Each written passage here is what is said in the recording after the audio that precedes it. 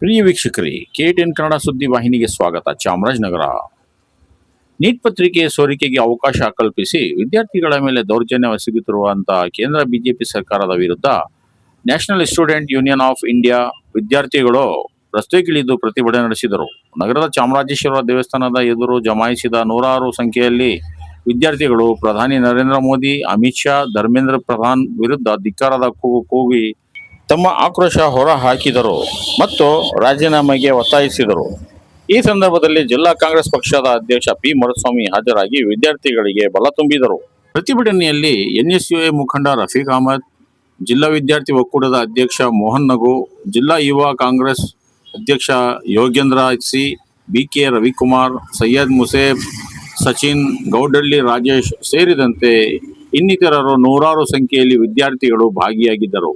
Exam ಆದ್ಮೇಲೆ ಈ ಪ್ರಶ್ನೆ ಪತ್ರಿಕೆ ಲೀಕ್ ಆದ ತಕ್ಷಣ ಎಕ್ಸಾಮ್ ಅಂದಾಗ ಅವರು ಮನನೊಂದು ಪಾಪ ಆತ್ಮಹತ್ಯೆಯನ್ನ ಸುಮಾರು 21 ವಿದ್ಯಾರ್ಥಿಗಳು ಆತ್ಮಹತ್ಯೆಯನ್ನ ಮಾಡ್ಕೊಂಡಿದ್ದಾರೆ. ಇದಕ್ಕೆಲ್ಲ ಇವತ್ತು ಪ್ರತಿಭಟನೆ ಮಾಡ್ತಾ ಇದೀವಿ. ಮತ್ತು ಶಿಕ್ಷಣ ಸಚಿವರಾದ ಧರ್ಮೇಂದ್ರ ಪ್ರಧಾನ್ ಅವರೇ ಇದರ ಹೊಣೆ ಹೊತ್ತು ರಾಜೀನಾಮೆಯನ್ನ ಕೊಡಬೇಕು ಅಂತ ನಾವು ಈ ಮೂಲಕ ಒತ್ತಾಯನ ಮಾಡ್ತಾ ಇದೀವಿ.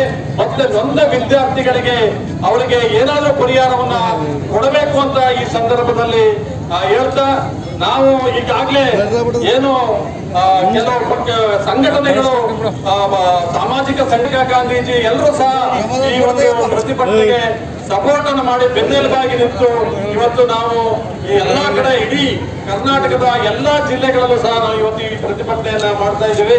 ಈ ಪ್ರತಿಭಟನೆಯಲ್ಲಿ ನಾವು ವಿದ್ಯಾರ್ಥಿಗಳ ಪರವಾಗಿ ಇದ್ದೀವಿ. ಕೊನೆವರೆಗೂ ಅವರಿಗೆ ನ್ಯಾಯ ಸಿಗೋವರೆಗೂ ಸಹ ನಾವು ವಿದ್ಯಾರ್ಥಿಗಳ ಪರವಾಗಿ ಹೋರಾಟವನ್ನ ಮಾಡ್ತೀವಿ ಅಂತ ಹೇಳಿ ನಾನು ಮಾತನ್ನ ಮುಗಿಸ್ತಾ ಇದ್ದೇನೆ.